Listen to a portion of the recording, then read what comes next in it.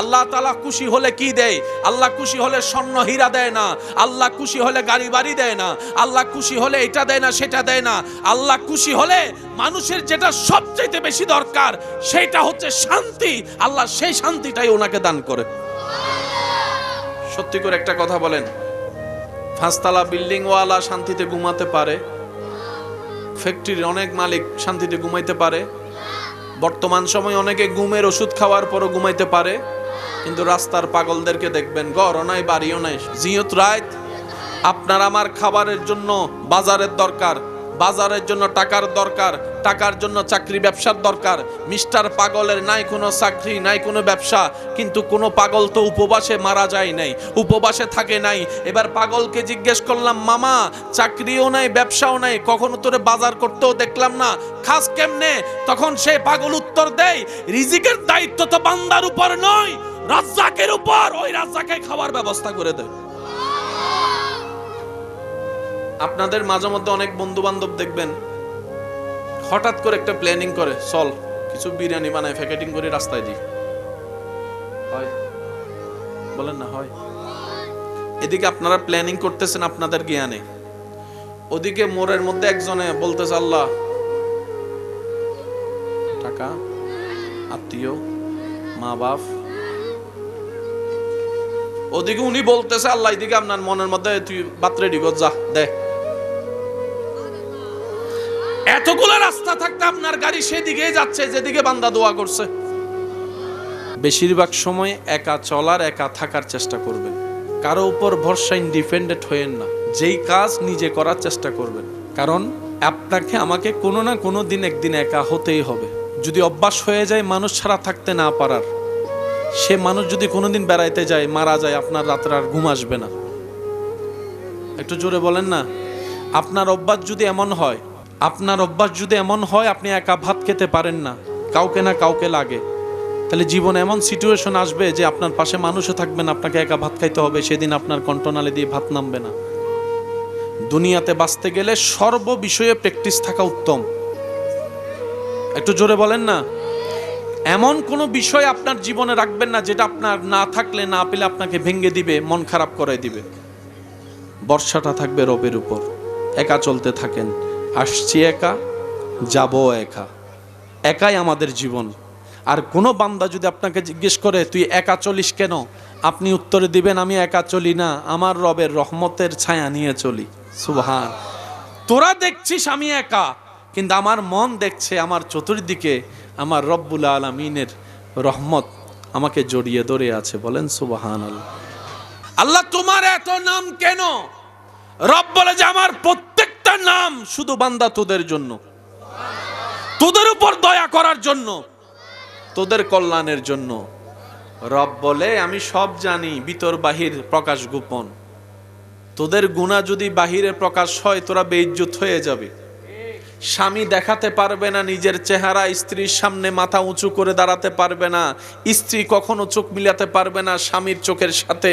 এমন গুনাহ আমি জানি, কিন্তু আমি যেটা তোরা জানিস কাউকে জানতে দিই না, কারণ আমি আল্লাহ হলাম সত্তার, দোষের উপরে রহমত দিয়ে আমি চাদর দিয়ে ঢাকাই দিই। আল্লাহর প্রত্যেকটা গুণবাচক নাম আল্লাহর জন্য নয়, ফায়দা আমাদের জন্য। সুবহানাল্লাহ বলেন না। আল্লাহর একটা নাম রাজ্জাক আছে না? যদি কষ্ট না হয় একটু আওয়াজ দেন। আল্লাহর একটা নাম রাজ্জাক আছে না? রাজ্জাক তিনি কে? বলেন না। রাজ্জাক তিনি কে? রিজিকের চাবি কার হাতে? সবার রিজিকের দায়িত্ব কার হাতে? এই কথা যদি কোনো মুসলমান বুঝে ফেলতে পারে, বিশ্বাস করেন তার জীবনের 95% টেনশন শেষ। শুধু এই রাজ্জাক নামটা বুঝতে পারলে হবে, আর কিচ্ছু লাগবে না।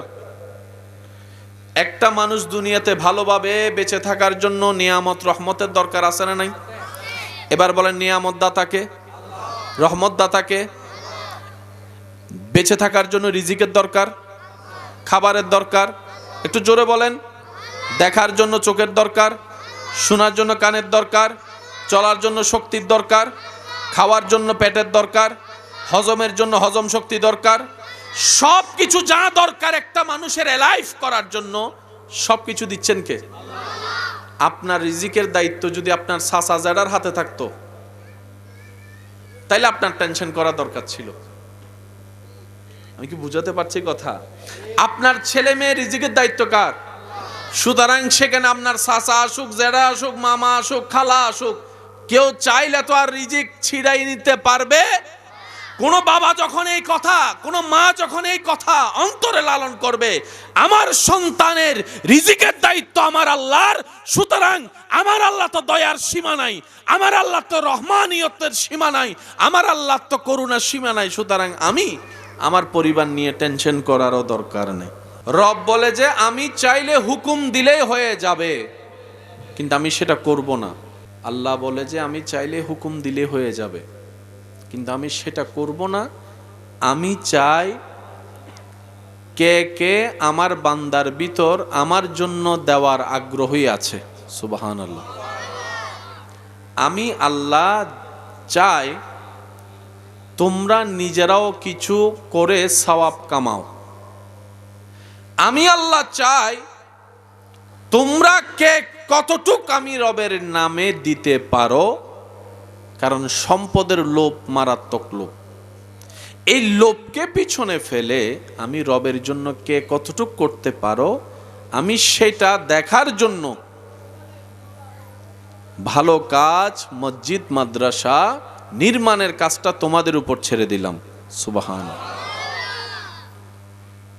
আমি কিছু প্রশ্ন করব, আপনারা একটু বুঝে বুঝে উত্তর দিবেন। যারা আসতে পারেননি, দূর থেকে শুনছেন, আপনারা ওইখান থেকে একটু হিসাবটা মিলাই দেখার চেষ্টা করবেন। যে কোনো কিছু করতে গেলে, বানাতে গেলে টাকার দরকার আছে না নাই? অনেক সময় দেখবেন মিস্ত্রি যতটুক এস্টিমেট দেয়, কাজ করতে নামলে তার চাইতে ডবল লাগে। তাহলে আপনার 12 লাখ নিয়ে নামলেন, 10 লাখ এস্টিমেট ছিল, 20 লাখও এখন কাজ শেষ হতে পারে। এরকম অনেক কাজ বন্ধ হয়ে গেছে, অনেক কাজ পরিপূর্ণ হয়। বুকের মধ্যে হাত রেখে একটা কথা বলেন, এই পর্যন্ত কোন মসজিদ অসম্পূর্ণ আছে দেখান? জোরে বলেন। কোন মাদ্রাসা অসম্পূর্ণ আছে দেখান?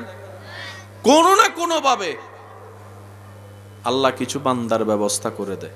মুআলা রাসূলিল্লাহ ওয়ালহামদুলিল্লাহি রাব্বিল আলামিন ওয়াল আকিবাতু লিল মুত্তাকিন ওয়াসসালাতু আলান নাবিয়্যিল কারীম ওয়া আলা আলিহি ওয়া আসহাবিহি আজমাইন, আম্মা বা'দ। ফাআউযু বিল্লাহি মিনাশ শাইতানির রাজীম। বিবারাকাতি বিসমিল্লাহির রহমানির রহিম। ইন্নাল্লাহা ওয়া মালাইকাতাহু ইউসাল্লুনা আলান নবী ইয়া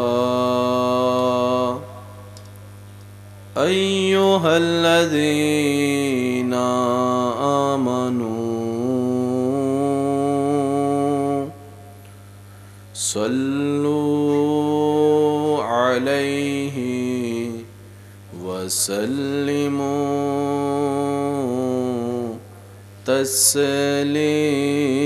তাসলিমা।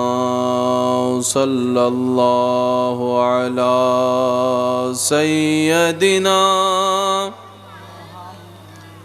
ওয়া আলিহি ওয়া আসহাবিহি ওয়া সাল্লাম। সাল্লাল্লাহু আলা সাইয়্যিদিনা মুহাম্মাদ ওয়া আলিহি ওয়া আসহাবিহি সালাতুন ইয়া রাসূলাল্লাহ আলাইকুম সালামুন ইয়া সালাতুন ইয়া রাসূলাল্লাহ আলাইকুম সালামুন ইয়া হাবিবাল্লাহ। আল্লাহুম্মা সাল্লি আলা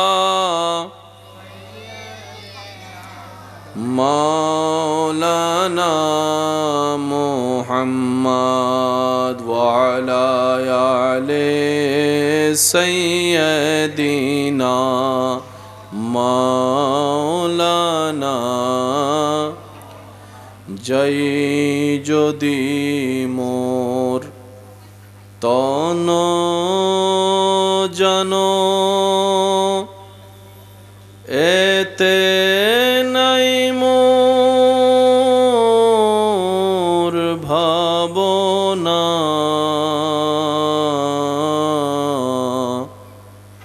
যত দিন থাকবে প্রাণ নবীজিকে ভুলব না আল্লাহুম্মা সাল্লি আলা মাওলানা মুহাম্মদ ওয়া আলা আলি মাওলানা দরুদ পড়ো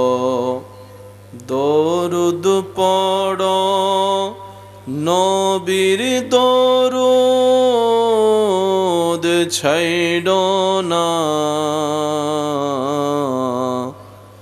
দরুদ সালাম না পড়িলে ঈমান তাজা হইবে না আল্লাহুম্মা লা ইলাহা ইল্লাল্লাহ লা ইলাহা ইল্লাল্লাহ পড়িয়ে লা ইলাহা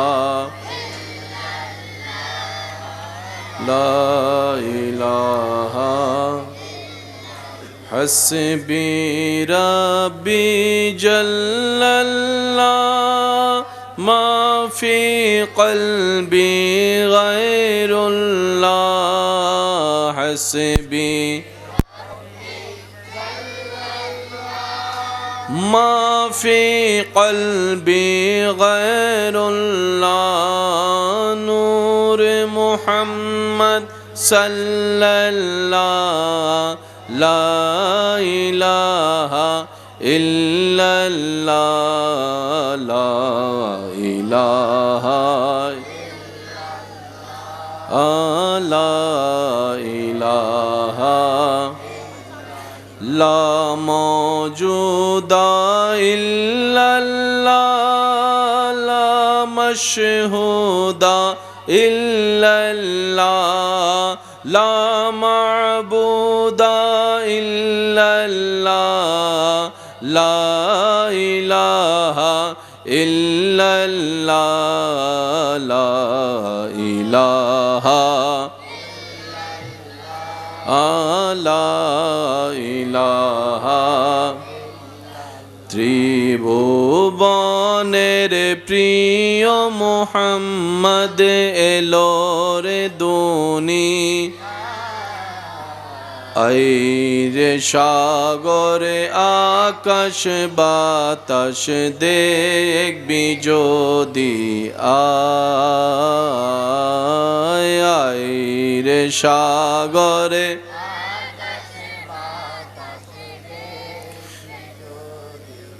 দেখামে না মায়ের কোলে দোলে শিশু ইসলাম দোলে দেখামে না দোলে শিশু ইসলাম দোলে কোচি মুকে শাহাদাতের বাণী সে শোনায় রে সাগরে আকাশ বাতাস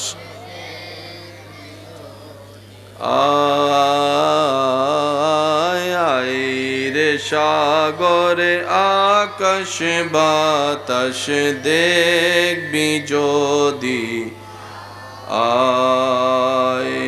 অধ্যকার সৈয়দিয়া তৈয়বিয়া নুরুল ইসলাম একাডেমি ও হুসেন আরা বেগম হেফজখানার মান্যবর প্রতিষ্ঠাতা পরিচালক হাফেজ মৌলানা মোহাম্মদ মোজাম্মেল হোসেন চৌধুরী সাহেবের সালামান্তে মোহাম্মদ মুদ্দাসির চৌধুরী সাহেবের আহ্বানে আজকের এই সৈয়দিয়া তৈয়বিয়া নুরুল ইসলাম একাডেমি ও হোসেন আরা বেগম হেফজখানার ৬ষ্ঠতম সালানা জলসা ও বিদায়ী ছাত্রদের দস্তারবন্দি সনদ প্রদান অনুষ্ঠানের মান্যবর সভারত্ন হাজারো আলেমের উস্তাজ ফখরুল ওয়াইজিন উস্তাজুল উলামা মুফতিয়ে আহলে সুন্নাত মুজাহিদে দ্বীন ও মিল্লাত মুফাসসিরে কুরআন হুজুর আল্লামা মুফতি সৈয়দ মুহাম্মদ ওসিউর রহমান আল কাদেরী হুজুর কেবলায়ে আলম, আজকের মাহফিলের সম্মানিত মান্যবর উদ্বোধক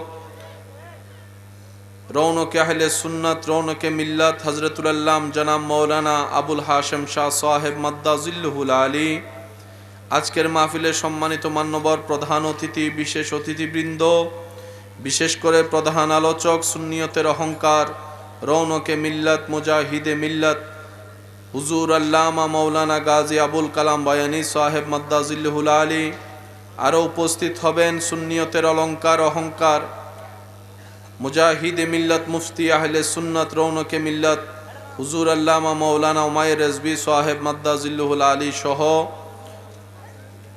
ওয়াদিগার উলামায়ে কেরাম, উপস্থিত হাজিরিন জাকিরিন মুহিব্বিন, এলাকার সম্মানিত ব্যক্তিবর্গ, উপস্থিত আল্লাহর প্রেমিক নবীর প্রেমিক ইমানদার ভাইয়েরা, আসসালামু আলাইকুম ওয়া রাহমাতুল্লাহি তাআলা ওয়া বারাকাতুহু। একবার উচ্চস্বরে বলি আলহামদুলিল্লাহ।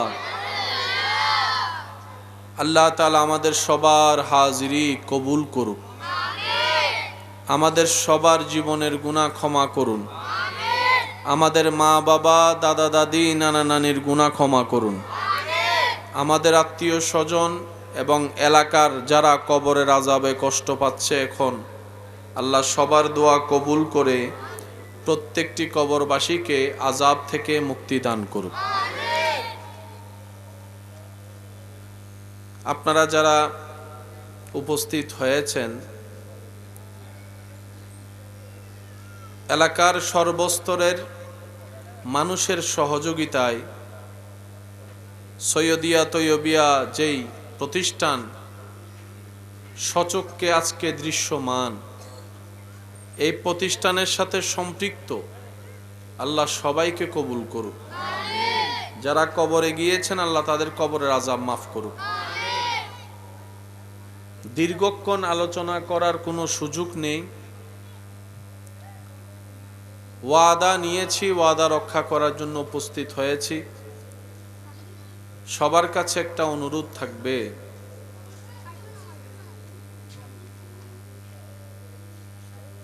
যতক্ষণ সময় আল্লাহ তাআলা আমাকে বলার সুযোগ দিবেন একটু মনের কান দিয়ে শোনার চেষ্টা করবেন,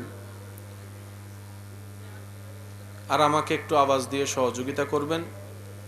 যেহেতু মাহফিলের এখন প্রথমের বাদাল মাগরিব, মাহফিল সুন্দর আল্লাহ নিজেই করাই দেয়। বাবা একটু বাবা বসে যান।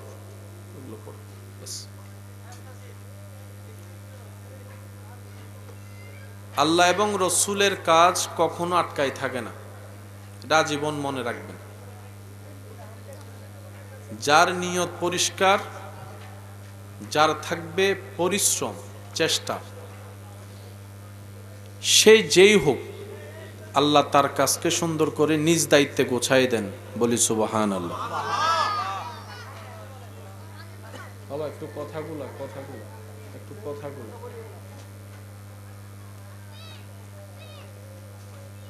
যিনি খুঁটি ছাড়া আসমান, বিশাল আসমানকে দাঁড় করায় রাখতে পারে, বানাইতে পারে, তিনি আপনার আমার এলাকায় একটা 30 লাখ টাকার মসজিদ বানাইতে পারে না? বলেন না, পারে না? আল্লাহ তো চাইলে পারে। বিশেষ করে চট্টগ্রামের মানুষ এই বিষয়টা ভালো জানে, গায়েবী মসজিদ। গতকালকেও যেখানে কোনো মসজিদ ছিল না, রাতে রাতে একটু বলেন, এরকম হাজার নজির আছে না নাই? চট্টগ্রামের বাহিরের খবর জানি না, চট্টগ্রামেরটা আমরা জানি। এরকম অনেক আপনারাও দেখেছেন, রাতে কোনো মসজিদ কোনো জায়গার মধ্যে কিছু নাই, সকাল সকাল উঠে দেখে কাঠামো তৈরি হয়ে গেছে। বুঝার জন্য আমরা সবাই বলি গায়েবী মসজিদ, সিরিঙ্গে বাসা থদে গায়েবী মসজিদ। তুললেন কে? আওয়াজটা দেন। যিনি সব কিছু বানাইতে পারে তিনি মসজিদও বানাইতে। কিন্তু প্রায় সময় দেখবেন কোনো জায়গায় যখন মসজিদ মাদ্রাসা হয় তখন সবার সহযোগিতা নেওয়া হয়, গ্রামবাসী এলাকাবাসীর সহযোগিতা নেওয়া হয়। এটা কারণটা কি? রব বলে যে আমি চাইলে হুকুম দিলেই হয়ে যাবে, কিন্তু আমি সেটা করব না। বাবা ইফেক্টটা বন্ধ করে দেন, ডিলে ইফেক্টটা বন্ধ করে, ডিলে ইফেক্ট এই যে, হ্যাঁ, আল্লাহ বলে যে আমি চাইলে হুকুম দিলে হয়ে যাবে, কিন্তু আমি সেটা করব না। আমি চাই কে কে আমার বান্দার ভিতর আমার জন্য দেওয়ার আগ্রহী আছে। সুবহানাল্লাহ। আমি আল্লাহ চাই তোমরা নিজেরাও কিছু করে সওয়াব কামাও। আমি আল্লাহ চাই তোমরা কে কতটুক আমি রবের নামে দিতে পারো, কারণ সম্পদের লোভ মারাত্মক লোভ। এই লোভকে পিছনে ফেলে আমি রবের জন্য কে কতটুক করতে পারো আমি সেটা দেখার জন্য ভালো কাজ, মসজিদ মাদ্রাসা নির্মাণের কাজটা তোমাদের উপর ছেড়ে দিলাম। সুবহানাল্লাহ। আমি কিছু প্রশ্ন করব, আপনারা একটু বুঝে বুঝে উত্তর দিবেন। যারা আসতে পারেননি, দূর থেকে শুনছেন, আপনারা ওইখান থেকে একটু হিসাবটা মিলাই দেখার চেষ্টা করবেন। যে কোনো কিছু করতে গেলে, বানাতে গেলে টাকার দরকার আছে না নাই? অনেক সময় দেখবেন মিস্ত্রি যতটুকু এস্টিমেট দেয় কাজ করতে নামলে তার চাইতে ডবল লাগে। মিস্ত্রির ফুজর করলে হবো না, 10 লাখ হয়ে যাবো গুই, অনেক 12 লাখ লই নাই মন 20 লাখ শেষ হয়ে গিয়ে দেয়, তারপরে এই যে হাস শেষ। আসে না নাই? একটু জোরে বলেন, আসে না নাই? তাহলে আপনার 12 লাখ নিয়ে নামলেন, 10 লাখ এস্টিমেট ছিল, 20 লাখও এখন কাজ শেষ হতে পারে। এরকম অনেক কাজ বন্ধ হয়ে গেছে, অনেক কাজ পরিপূর্ণ হয়। বুকের মধ্যে হাত রেখে একটা কথা বলেন, এই পর্যন্ত কোন মসজিদ অসম্পূর্ণ আছে দেখান? জোরে বলেন। কোন মাদ্রাসা অসম্পূর্ণ আছে দেখান? কোনো না কোনো ভাবে আল্লাহ কিছু বান্দার ব্যবস্থা করে দেয়। আমি যদি মনে করি আমি না থাকলে কাজটা হবে না, এটা আমার ভুল ধারণা। আল্লাহর কাজ আল্লাহ করে নেই, আল্লাহর কাজ আল্লাহ করাই নেই, আল্লাহর কাজ আল্লাহ নিজে বরকত দিয়ে দেয়। আমি জানি না এই প্রতিষ্ঠান সম্পর্কে তেমন ভালো কিছু, তেমন কোনো ধারণা আমার নেই। তবে আমি এতটুক বলতে পারি, এতটুক পর্যন্ত আসার রাস্তাটা সহজ ছিল না। বলেন, কাজটা কি খারাপ না ভালো? কিন্তু তারপর অনেকেই বদনাম করেছে, অনেকেই বিরোধিতা করেছে, অনেকে হয়তো এমনও বলেছে দরকার কি, এক সময় হয়তো বলেছে অনেকে। কারেন্টের তার ছিল, আচ্ছা, 11,000 কিলো। আল্লাহু আকবার। হ্যাঁ, সুবহানাল্লাহ। এই যে লাইভ প্রমাণ আপনারা নিজেরা দেখলেন। এটা যদি ব্যক্তিগত কাজের জন্য হতো, কাজটা কিন্তু এত সহজ। আমি কি বুঝাতে পারছি কথা? এই কথা বলার মেন কারণ কি? আমরা মুসলমান। বাবা একটু কথা বলবেন না প্লিজ? আমি শুধু 2-4 মিনিট ইনশাল্লাহ আপনাদেরকে আর বেশিক্ষণ বিরক্ত করব না। আমরা মুসলমান, অন্যরা যেভাবে ভাবে আমরা সেভাবে ভাবলে মানাই না। আমাদের একজন রব তো আছে, আমাদের একজন মালিক, আমাদের একজন খালিক, আমাদের একজন রহমানুর রহিম তো আছে, যার ভান্ডারে এমন আছে যেটার কোনো কমতি নাই। তাহলে আমরা পাবো না কেন? আমরা অভাবে থাকবো কেন? আমরা লসে থাকবো কেন? আমাদের রব তো গনি, যার দয়ার ভান্ডার দিয়ে ফেরাউনও রাজত্ব করছে। আমার কথা কি বুঝতে পারছেন? ওনার দয়ার ভান্ডার দিয়ে নমরুদের মতো নাফরমানও বাদশাহী করছে। তা আমরা তো মাননেওয়ালা। তো রব বলে যে বান্দা, তোরাও আমার, ফেরাউনও আমার। ফেরাউনকে পরকালে দিব না, যেটা চিরস্থায়ী, সেজন্য দুনিয়াটা দিয়ে দিলাম। তোদের জন্য আমি আল্লাহ দুনিয়াতে অল্প রেখেছি, পরকালে তোদের জন্য আমি আল্লাহ অঢেল রেখেছি, যা তোরা কল্পনাও করতে পারিস না। আমার বান্দাকে আমি কখনো নিরাশ করি না, সে আবু জাহেলেই হোক, কারণ আমার নাম রহমান। রহমান তিনি, যিনি আপনকেও দেয় পরকেও দেয়। আরো জোরে বলেন না। রহমান তিনি, যিনি বন্ধুকেও দেয় দুশমনকেও দেয়। রহমান তিনি, যিনি নামাজিকেও দেয় বেনামাজিকেও দেয়। কিন্তু আর রহমান আর রহিম, আর রহমান আপনকেও দেয় পরকেও দেয়, আর রহিম তিনি, যিনি শুধু বন্ধুকে দেয় আপনকে দেয়। সুবহানাল্লাহ। আর একটু জোরে বলেন সুবহানাল্লাহ। রহমানের সেই নিয়ামত আপনও পেয়েছে কাফেরও পেয়েছে, কিন্তু রহিম নামের যেই কোয়ালিটি, এটা শুধু আল্লাহ পাক রেখেছেন মুমিনদের জন্য। আচ্ছা আপনারা বলেন, ফেরাউন দুনিয়াতে পাইছে কি পাই নাই? হাসরে বলেন না, হাসরে পাবে? হাসরে কিচ্ছু পাবে? নমরুদ পাবে? ডোনাল্ড ট্রাম্প পাবে? যা পাওয়ার এখানে নেই।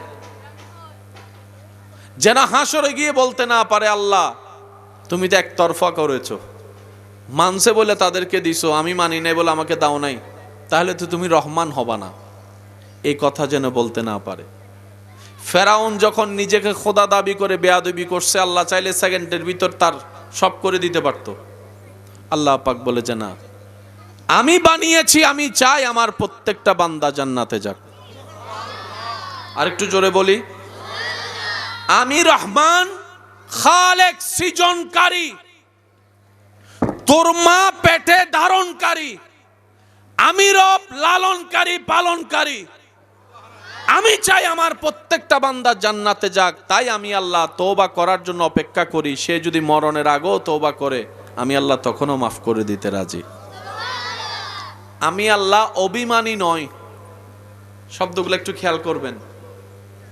অভিমান আর রাগ বেশ কম আছে। রাগের চাইতো মারাত্মক হচ্ছে অভিমান। বলেন না ভাইয়া, রাগের চাইতো মারাত্মক কি?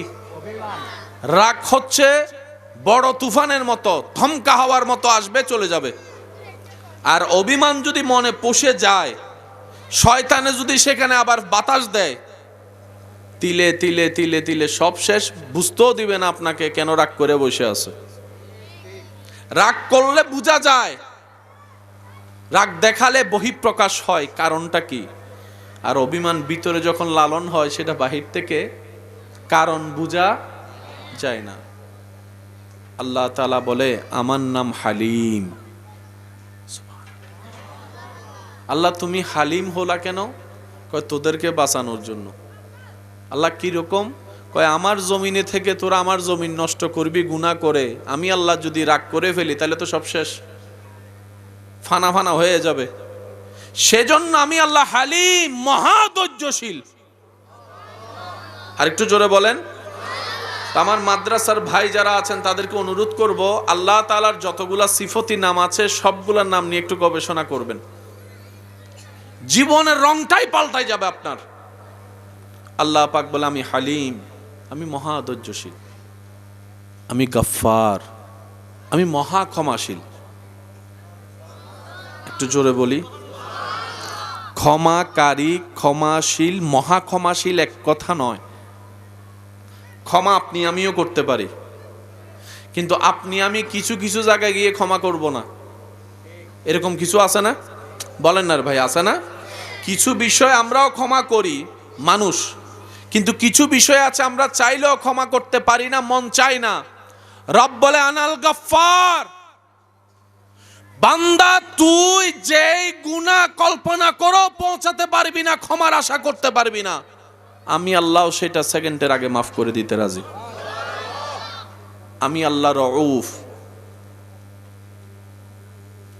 আমি আল্লাহ রউফ, আমি আল্লাহ রহিম, আমি আল্লাহ করিম, আমি আল্লাহ হালিম, আমি আল্লাহ গনি, আমি আল্লাহ বসির, আমি আল্লাহ সত্তার। আল্লাহ তোমার এত নাম কেন? রব বলে যে আমার প্রত্যেকটা নাম শুধু বান্দা তোদের জন্য, তোদের উপর দয়া করার জন্য, তোদের কল্যাণের জন্য। রব বলে আমি সব জানি, ভিতর বাহির প্রকাশ গোপন। তোদের গুনাহ যদি বাহিরে প্রকাশ হয় তোরা বেইজ্জত হয়ে যাবে। স্বামী দেখাতে পারবে না নিজের চেহারা, স্ত্রীর সামনে মাথা উঁচু করে দাঁড়াতে পারবে না, স্ত্রী কখনো চোখ মিলাতে পারবে না স্বামীর চোখের সাথে। এমন গুনাহ আমি জানি, কিন্তু আমি যেটা তোরা জানিস কাউকে জানতে দিই না, কারণ আমি আল্লাহ হলাম সত্তার, দোষের উপরে রহমত দিয়ে আমি চাদর দিয়ে ঢাকাই দিই। আল্লাহর প্রত্যেকটা গুণবাচক নাম আল্লাহর জন্য নয়, ফায়দা আমাদের জন্য। সুবহানাল্লাহ বলেন না? আল্লাহর একটা নাম রাজ্জাক আছে না? যদি কষ্ট না হয় একটু আওয়াজ দেন। আল্লাহর একটা নাম রাজ্জাক আছে না? রাজ্জাক তিনি কে? বলেন না, রাজ্জাক তিনি কে? রিজিকের চাবি কার হাতে? সবার রিজিকের দায়িত্ব কার হাতে? এই কথা যদি কোনো মুসলমান বুঝে ফেলতে পারে, বিশ্বাস করেন তার জীবনের 95% টেনশন শেষ। শুধু এই রাজ্জাক নামটা বুঝতে পারলে হবে, আর কিচ্ছু লাগবে না। একটা মানুষ দুনিয়াতে ভালোভাবে বেঁচে থাকার জন্য নিয়ামত রহমতের দরকার আছে না নাই? এবার বলেন, নিয়ামত দাতাকে, রহমত দাতাকে। বেঁচে থাকার জন্য রিজিকের দরকার, খাবারের দরকার, একটু জোরে বলেন। দেখার জন্য চোখের দরকার, শোনার জন্য কানের দরকার, চলার জন্য শক্তির দরকার, খাওয়ার জন্য পেটের দরকার, হজমের জন্য হজম শক্তি দরকার। সব কিছু যা দরকার একটা মানুষের লাইফ করার জন্য, সব কিছু দিচ্ছেন কে? আপনার রিজিকের দায়িত্ব যদি আপনার সাসা জাডার হাতে থাকতো তাইলে আপনার টেনশন করা দরকার ছিল। আমি কি বুঝাতে পারছি কথা? আপনার ছেলে মেয়ে রিজিকের দায়িত্ব কার? সুতরাং সেখানে আপনার সাসা আসুক, জেডা আসুক, মামা আসুক, খালা আসুক, কেউ চাইলে তো আর রিজিক ছিড়াই নিতে পারবে?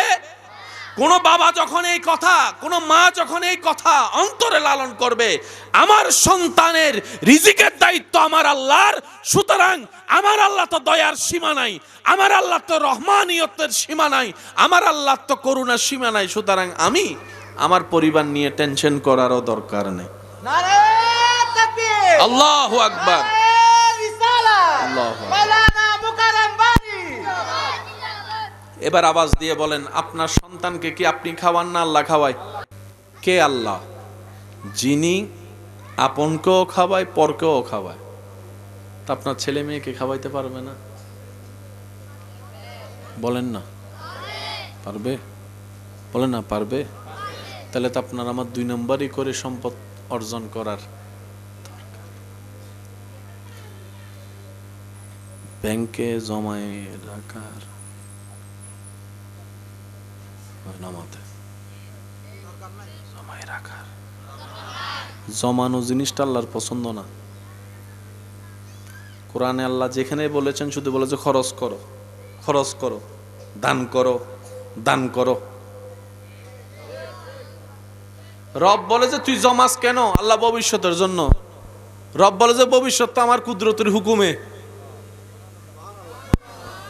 এই জায়গায় সাধারণ মানুষ আর মুমিনদের পার্থক্য হয়।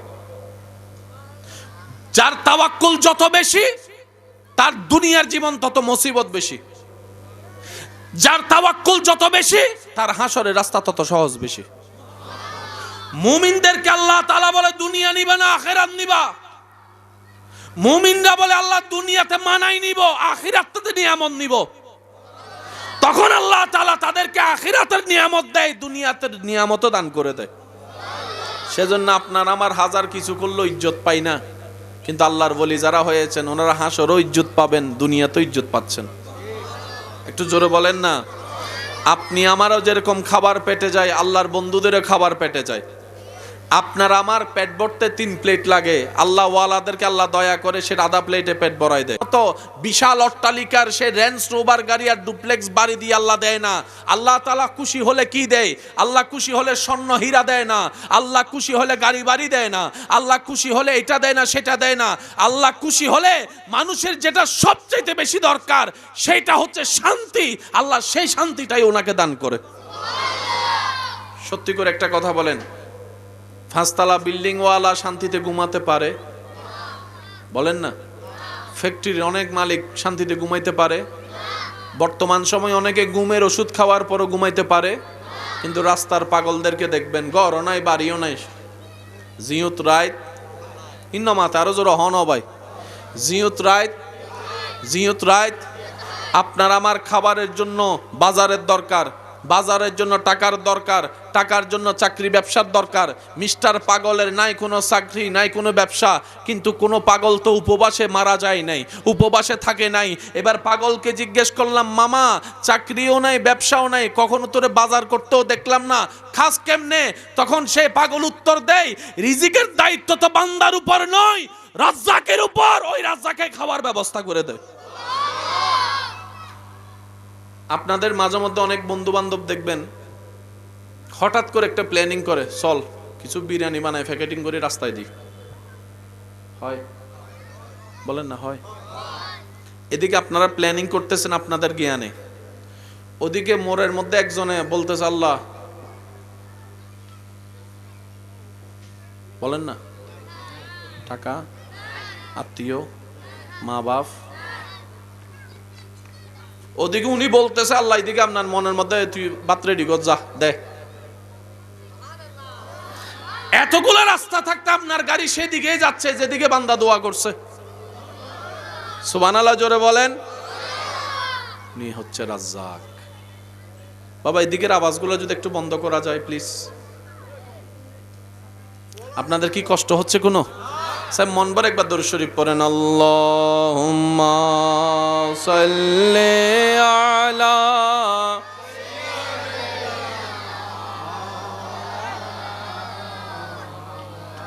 ওয়া আলা আলি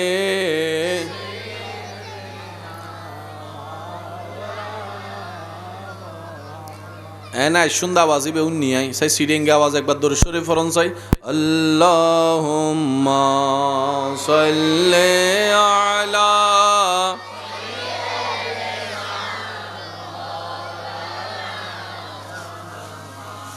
ওয়া আলা আলি সাইয়্যিদিনা। আমার সোনার মদিনা, আমার প্রাণের মদিনা, সব ভুলিব ভুলিনি, ভুলব না, ভুলতে পারি না, ভুলিনি, ভুলব না, ভুলতে পারি না, সব ভুলিব। জোরে জোরে, আমার সোনার মদিনা, সব ভুলিব কিন্তু তোমায়। মহব্বতের আওয়াজ একবার বলেন মারহাবা। আমরা কি মুসলমান? বলি আমরা কি? অন্যরা যেভাবে ভাবে আমরা সেভাবে ভাবলে মানায় না। যেহেতু আমরা আলাদা, আমাদের চিন্তাও হবে আলাদা, আমাদের ভাবনাও হবে আলাদা, আমাদের রিয়েকশনও হবে আলাদা। জান্নাতকে আল্লাহ তাআলা যেই নবীর মালিকানায় দান করেছেন, কুল খায়রের কঞ্জি সাবি আল্লাহ যেই নবীর হাতে দান করেছেন, যেই নবীর কলিজার টুকরা খাতুনে জান্নাত মা ফাতেমা, যার ঘরে অনেকটা দিন খাবার ছিল না। বুঝবেন কথা, একটা হচ্ছে অভাবের কারণে না থাকা, একটা হচ্ছে অভাবের কারণে যেই নবীকে আল্লাহ কুল কায়নাতের মালিক বানিয়েছেন ওনার ঘরে অভাবের কারণে নাই নয়, ছিল যা মানুষকে দিতে দিতেই শেষ। বুঝবেন কথা, অভাবের কারণে নয়। আচ্ছা, নবী যদি একবার বলতেন আল্লাহ দুনিয়ার হানা হাইতেন ন, জান্নাতের হানা ফাটাও, বলেন বলেন বলেন বলেন বলেন, পাঠাতো পাঠাতো? নবী একবার বলছে আল্লাহ জান্নাতের খানা দাও? বলছে একবারও? বলেন না বলছে? যেই নবীর খাদেম আল্লাহ বানিয়েছেন জিবরাইলের মতো ফেরেশতাকে, সেই নবী উপবাস থাকার তো কোনো প্রশ্নই আসে না। এটা অভাবের উপবাস নয়, এটা প্রেমের উপবাস। ইয়া রাসূলুল্লাহ, আপনি উপবাসের জীবন নিলেন কেন? ক্ষুধার যন্ত্রণা নিলেন কেন? নবী রাহমাতুল লিল আলামিন বলে আমার উম্মতের অনেক গরিব উম্মত হবে, অভাবের কারণে পেটে খাবার যাবে না, তারা যেন আমি নবীর দিকে তাকাই নিজের জীবনটাকে আলোকিত করতে পারে। বলেন সুবহানাল্লাহ। তারা যেন দুই নাম্বারিতে না যায়, তারা যেন মনকে বলে আমার নবী যদি নবী হয়ে উপবাস থাকতে পারে, আমি উম্মত হয়ে কেন পারবো না? উম্মতকে শিখানোর জন্য নবী উপবাস ছিলেন, প্র্যাকটিক্যাল। আর আপনারা সবাই জানেন, হয়তো একমত হবেন, থিওরিক্যাল পড়ার চাইতেও মনে থাকে বেশি প্র্যাকটিক্যাল। সুবহানাল্লাহ বলুন। থিওরিক্যালের চাইতে মনে থাকে বেশি কি? প্র্যাকটিক্যাল। সহজে বুঝে আসে কি, থিওরিক্যাল না প্র্যাকটিক্যাল? সেজন্য নবীজি নিজে নামাজ পড়িয়ে শিখিয়েছেন, সাল্লু কামা রাআইতুমুনি উসাল্লি। উপবাস থেকেছেন নবী, থাকতেছি এখন আমরা। সুবহানাল্লাহ। ধৈর্য ধরেছেন নবী, ধৈর্য ধরা শিখছি আমরা। ক্ষমা করেছেন নবী, ক্ষমার উৎসাহ পেয়েছি আমরা। প্র্যাকটিক্যাল প্র্যাকটিক্যাল প্র্যাকটিক্যাল করা শিখিয়েছেন। বলেন না সুবহানাল্লাহ? আর একটু জোরে বলেন সুবহানাল্লাহ। ইমানদার ভাইরা, একটু কথাগুলো মনোযোগ দিয়ে শ্রবণ করবেন আল্লাহর ওয়াস্তে, কারণ জীবন আমাদের অর্ধেক শেষ, বাকি আছে অল্প হায়াত। এটাকে যদি কাজে লাগাতে না পারি, আফসোস করা ছাড়া আমাদের আর কিছু বাকি থাকবে